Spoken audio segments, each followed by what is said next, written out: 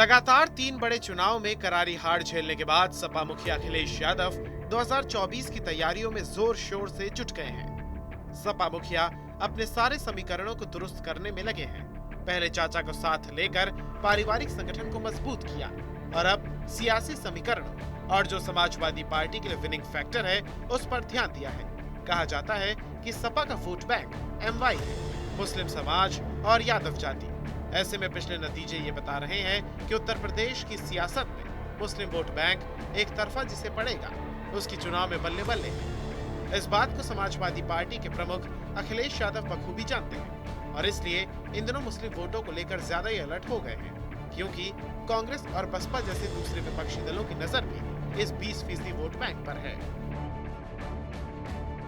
इसी क्रम में अखिलेश यादव ने फर्रुखाबाद जिले के कायमगंज कस्बे से पूर्व विधायक इजहार आलम खां के घर पहुंचकर उन्हें श्रद्धांजलि दी और पूर्व विधायक की पुत्री मारिया आलम को सांत्वना दी और उनके हालचाल जाना। इसके अलावा शमशाबाद में पूर्व जिलाध्यक्ष नदीम अहमद फारूकी के घर जाकर उनकी पत्नी को श्रद्धांजलि दी। इस दौरान उन्होंने योगी सरकार पर जमकर निशाना साधा। ओबीसी का आरक्षण हो या दलित के आरक्षण की बात हो, आज ओबीसी के आरक्षण पर प्रश्न लगाया दिया है भारतीय जनता पार्टी की सरकार ने। कल दलित का भी आरक्षण पे खिलवाड़ करेंगे और भारतीय जनता पार्टी की लगातार ये सोच रही है कि आरक्षण कैसे खत्म हो, ओबीसी को कैसे दबाया जाए, दलित समाज को कैसे दबाया जाए, उनके हक अधिकार कैसे छीने जाएं। वोट लेना है तो वो उनके साथ है, वोट मिल जाए तो उनको न सम्मान मिलेगा, न हक मिलेगा, न हिस्सेदारी मिलेगी।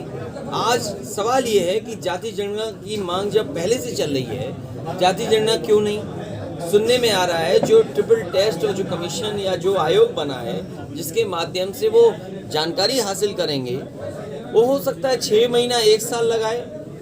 कुछ लोग तो इस बात को ये भी कहते हैं कि कई बार कुछ प्रदेशों में इस तरह की बात आई तो 3 साल लगे थे चुनाव होने में। तो कहीं ऐसा तो नहीं कि भारतीय जनता पार्टी इन चुनावों को फेस नहीं करना चाहती थी, इसीलिए जानबूझ करके सुप्रीम कोर्ट के कई फैसले हैं, उन चीज़ों की जानकारी होने के बाद भी सरकार ने ऐसा फैसला क्यों लिया? अगर सरकार की जानकारी में था सुप्रीम कोर्ट के पूर्व के फैसले, उसके बाद उन्होंने ये फैसला लिया चुनाव का। इसलिए कहीं ना कहीं सोची समझी रणनीति के तहत भारतीय जनता पार्टी ने इन चुनावों को टाला है। इससे पहले जालौन पहुंचे अखिलेश यादव को मुसलमानों का विरोध झेलना पड़ा था, क्योंकि अखिलेश यादव पूर्व जिला पंचायत सदस्य सुरेंद्र बौखरी के निधन पर तो उन्हें श्रद्धांजलि देने उरई गए थे। इस दौरान वो पार्टी के कई पदाधिकारियों के घर भी गए, मगर सपा के पूर्व नगर अध्यक्ष कमर वकील के निधन के बावजूद भी उनके घर नहीं पहुंचे। इसे लेकर मुस्लिम समुदाय में गुस्सा है और मंगलवार को उन्होंने प्रदर्शन करते हुए अखिलेश यादव के खिलाफ नारेबाजी भी की थी।